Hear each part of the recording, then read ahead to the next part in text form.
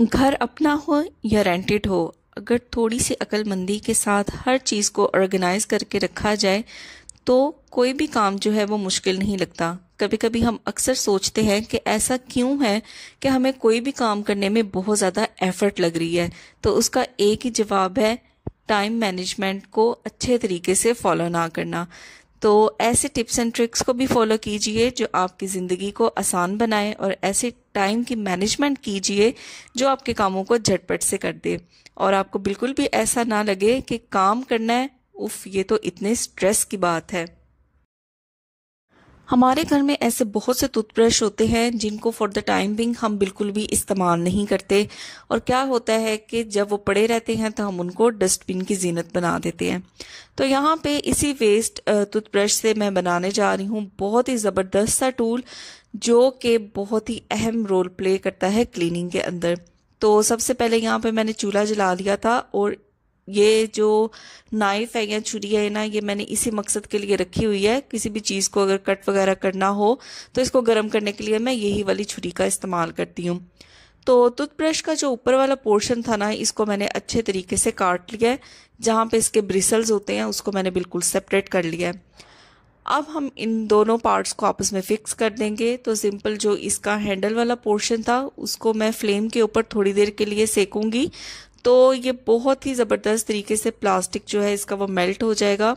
और जब इसके टूथब्रश की बेस के ऊपर मैं इसको लगाऊंगी तो ये अच्छे तरीके से फिक्स हो जाएगा, और बहुत ही मजबूत इसकी जो ग्रिप है ना वो बन जाएगी।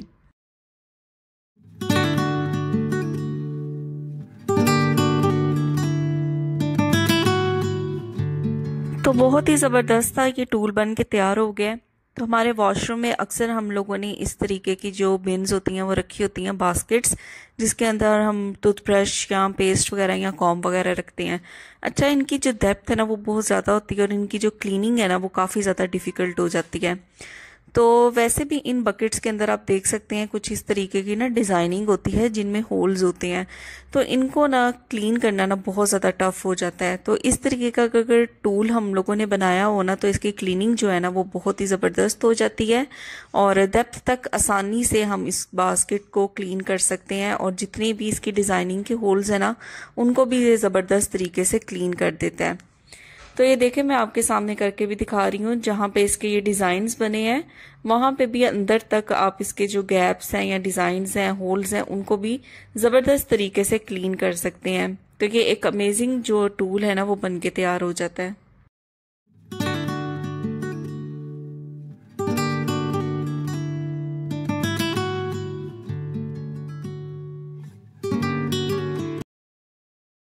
ग्रॉसरी के अंदर हम जितने भी मसाला पैकेट्स लेके आते हैं उन सबको हम यकीनन किसी ना किसी बॉक्स के अंदर स्टोर करके फिर कैबिनेट्स के अंदर रखते होंगे।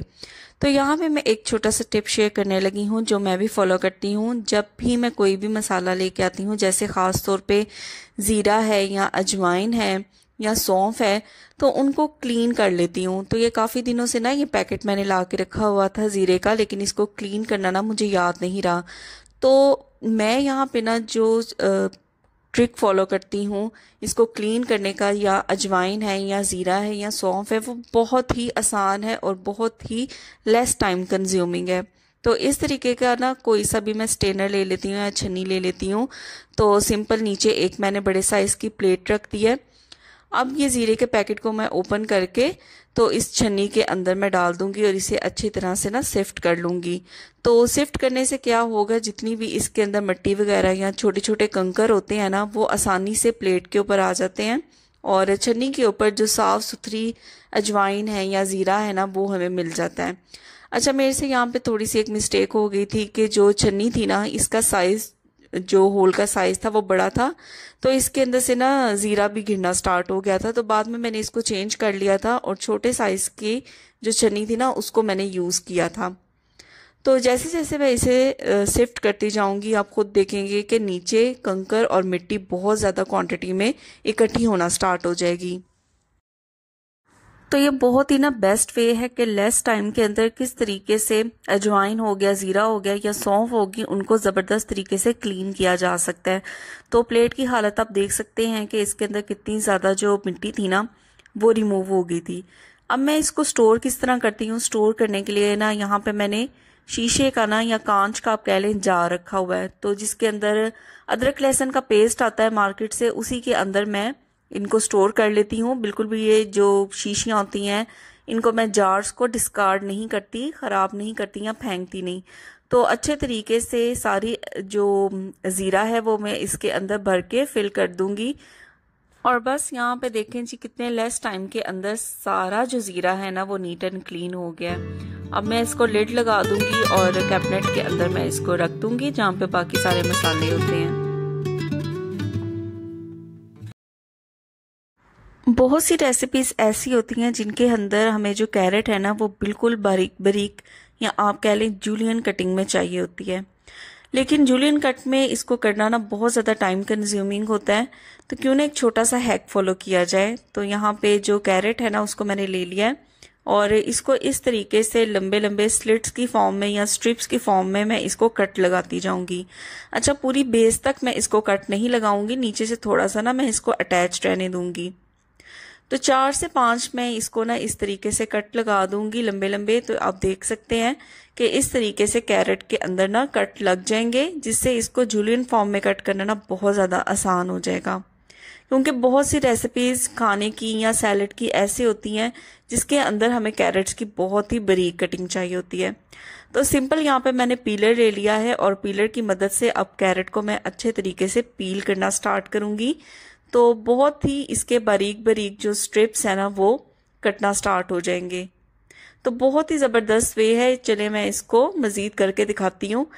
इतनी आसानी से, इतने ज़बरदस्त तरीके से, इतनी बारीक बारीक जो कैरेट है ना वो कट हो जाएगी। इसको आसानी हम चाइनीज़ रेसिपीज़ में यूज़ कर सकते हैं या कोई भी सैलड फॉर्म जिसके अंदर हमें ये जूलियन फॉर्म में चाहिए होती है कैरेट, तो ईजिली हम इसको कट कर सकते हैं। तो ये देखिए पलक झपकते ही थोड़े से ही टाइम में कितनी ज़बरदस्त तरीके से कैरेट जो है वो पूरी की पूरी अच्छे तरीके से पील हो गई है। तो इसको मैं जिप लॉक बैग के अंदर डाल के तो फ्रीज़र के अंदर मैं इसको स्टोर कर लूँगी। तो इस तरीके से जितनी चाहे कैरेट को आप ग्रेट करके तो फ्रीज़र के अंदर स्टोर कर सकते हैं। देखिए कोरिएंडर या सूखा धनिया तो हम सभी अपने खानों में इस्तेमाल करते हैं, लेकिन यहाँ पे एक छोटे से हैक के साथ मैं इसको इस्तेमाल करूँगी जिससे किसी भी खाने का जो फ्लेवर है ना वो बहुत ही ज़्यादा इन्हांस हो जाएगा, डबल हो जाएगा, ज़बरदस्त हो जाएगा। तो मैं क्या करती हूँ कि सबसे पहले जो इस तरह का साबुत सूखा धनिया होता है उसको थोड़ा सा मैं हमाम दस्ते में ले लेती हूँ और उसके बाद इसको अच्छी तरह से मैं कूट लेती हूँ। अच्छा, कूटना इतना है कि इसका पाउडर नहीं बनाना, जस्ट हमें इसे दरदरा सा रखना है। तो यहाँ पे मैं इसे अच्छी तरीके से कूट लूँगी और कूटने के बाद इसको एक और चीज़ में मिक्स करूँगी जिससे खाने का जो मज़ा है ना वो बहुत ही ज़्यादा इन्हांस हो जाएगा और जो सूखा धनिया है ना वो मुंह में भी साबुत नहीं आएगा और फ्लेवर भी इन्हांस हो जाएगा। तो यहाँ पे ज़बरदस्त तरीके से मैंने इसे, उसके बाद यहाँ पे मैंने ले लिया है पाउडर फॉर्म में सूखा धनिया। अब इसको जिस बॉक्स के अंदर मैं सूखे धनिया को ऐड करती हूँ उस बॉक्स के अंदर सबसे पहले मैंने सूखा धनिया ऐड किया है और सूखा धनिया ऐड करने के बाद जो मैंने कूट के रखा था उसको मैं इसके अंदर ऐड कर दूंगी। अच्छा, ये दोनों तरीकों से आप मिक्स करके यूज़ करेंगे ना तो एक तो आपके खाने का जो फ्लेवर है ना मैं आपको गारंटी देती हूँ वो डबल हो जाएगा। क्योंकि अक्सर लोग इस वजह से सूखा धनिया खानों में इस्तेमाल नहीं करते कि वो दांतों के अंदर फंस जाता है। तो इस तरीके से आप इसे हल्का हल्का सा कूट लेंगे और उसके बाद आप इसे इस्तेमाल करेंगे पाउडर के अंदर मिला के, तो खाने का जो फ्लेवर है वो इन्हांस हो जाएगा और ज़बरदस्त हो जाएगा। तो इसी तरीके से मैं यूज़ करती हूँ अपने तमाम खानों के अंदर। तो जैसा कि रमज़ान का महीना है तो खजूरें हर घर में आ रही हैं आजकल। तो खजूरों को लेके ना यहाँ पे कुछ स्टोरेज टिप्स मैं आपके साथ भी शेयर करूँगी जो मैं भी फॉलो करती हूँ। तो मेरे पास ना ये 2 तरह की खजूरें थी, एक तो जो सॉफ्ट होती हैं और एक जो हार्ड होती हैं और कॉमन हम इसको छुआरा भी कहते हैं। तो ये 2 किस्म की ना खजूरें मेरे पास पड़ी हुई थी, लेकिन ये जिस दिन से आई थी ना इनको मैंने ना क्लीन नहीं किया था। तो मैं अमूमन जब भी इस तरह खजूरें वगैरह लेके आती हूँ, डेट्स लेके आती हूँ, तो इनको ना सबसे पहले मैं क्लीन कर लेती हूँ। इतनी ज़्यादा डस्ट और इतने ज़्यादा जर्म्स होते हैं, क्योंकि छोटे बच्चे भी घरों में हो ना तो वो क्या करते हैं कि जस्ट कंटेनर खोलते हैं और फटाफट से खा लेते हैं। तो एक दफ़ा ये क्लीन होंगी ना तो हमें भी टेंशन नहीं होगी। बच्चे जब मर्ज़ी जितनी मर्ज़ी खाएं, इनको क्लीन करने की टेंशन नहीं होगी। तो इनको क्लीन मैं किस तरह से करती हूँ कि एक मैंने यहाँ पे बाउल ले लिया है और सिंपल जो टैप वाटर है ना उसके अंदर मैं इनको डिप करूँगी और डिप करने के साथ मैं इसको हल्का हल्का सा रब करती जाऊँगी ताकि जो भी इसके ऊपर डस्ट वगैरह है वो अच्छे तरीके से रिमूव हो जाए। तो देखिए, अपने घर वालों की सेहत का ख्याल रखना, अपने बच्चों की, घर में जितने भी मेंबर्स हैं उनकी सेहत का ख्याल रखना एक हाउस मेकर की रिस्पॉन्सिबिलिटी होती है। तो यहाँ पे मैंने वाइट कलर का बॉल लिया है और साथ में मैंने स्टेनर ले लिया है। वाइट कलर का बॉल मैंने इसलिए लिया है ताकि आप भी देख सकें वाज़ह तौर पे कि पानी का जो कलर है वो किस कदर मैला है, कितनी ज़्यादा डस्ट जो थी वो इन डेट्स के ऊपर लगी हुई थी। तो इतनी ज़्यादा डस्ट होती है। असल में मसला ये होता है कि जो छोटे बच्चे होते हैं ना वो फ्रिज खोलते हैं, कंटेनर निकालते हैं और ऐसे ही डेट्स को खाना स्टार्ट कर देते हैं, लेकिन इसके ऊपर इतने जर्म्स होते हैं, मिट्टी होती है, गर्द गुबार होता है। तो एक दफ़ा क्लीन करके ना इसको रख लेना तो ये बेटर होता है। तो ये एक दफ़ा मैंने इसे वॉश किया है सिंपल। अब 2 दफ़ा मैं फिर इसको इसी तरीके से वॉश कर लूँगी ताकि रिमेनिंग जो भी डस्ट है ना वो भी उतर जाए। तो मैक्सिमम 3 दफ़ा वॉश करने के बाद ना डेट्स बिल्कुल साफ़ हो गई थी। तो कोई भी इसके अंदर से फिर जो मैला पानी है ना वो बिल्कुल नहीं निकल रहा था 3 दफ़ा वॉश करने के बाद।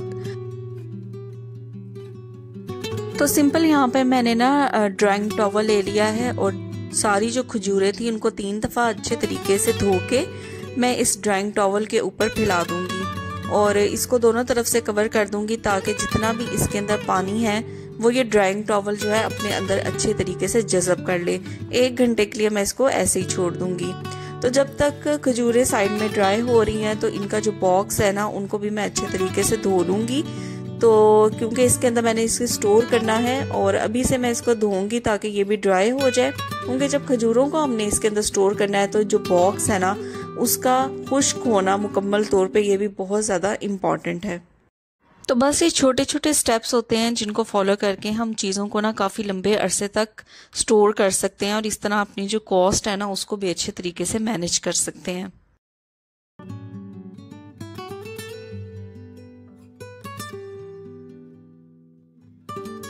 तो तकरीबन 1 घंटा हो गया था और खजूरें जो हैं वो अच्छे तरीके से ड्राई हो चुकी थी। अब मैं इनको बॉक्स के अंदर रखने लगी थी, यानी कंटेनर के अंदर रखने लगी थी। तो मैंने यहाँ पे क्या किया है कि टिश्यू पेपर ले लिया है और थोड़ी थोड़ी सी खजूरें लेके टिश्यू पेपर पे अच्छे तरीके से टैप किया है और टैप करने के बाद फिर मैं इनको बॉक्स के अंदर रखती जाऊंगी ताकि जो थोड़ा बहुत मॉइस्चर अगर रह भी गया तो वो जो टिश्यू पेपर है ना वो अच्छे तरीके से उसको सोक कर ले। तो देखें, जो खजूरें हैं ना वो मुकम्मल तौर पे ड्राई हो जाती हैं इस तरीके से और रेडी होती हैं कि उनको स्टोर कर लिया जाए। तो इस कंटेनर के अंदर डाल के मैं इसके जो लिड है उसको अच्छे तरीके से इसके ऊपर दे दूंगी और फिर इसको फ्रिज के अंदर स्टोर कर लूंगी। अब चाहे बच्चे खाएं, बड़े खाएं, बगैर धोए खाएं, बिल्कुल भी जो है वो किसी भी किस्म का डर नहीं। तो इस तरीके से लंबे अरसे तक खजूरों को स्टोर किया जा सकता है। तो ये थी मेरी आज की वीडियो। यहाँ पे वीडियो को एंड करते हैं। मिलूंगी आपसे फिर नेक्स्ट वीडियो में। तब तक वीडियो पसंद आई हो तो वीडियो को लाइक करें, शेयर करें, कमेंट करें और उन लोगों के साथ ज़रूर शेयर किया करें जिनको इन टिप्स एंड ट्रिक्स की ज़रूरत है। फिर मिलूंगी आपसे होम मेकिंग के कुछ अमेजिंग से हैक्स लेके। Till then take care, bye bye.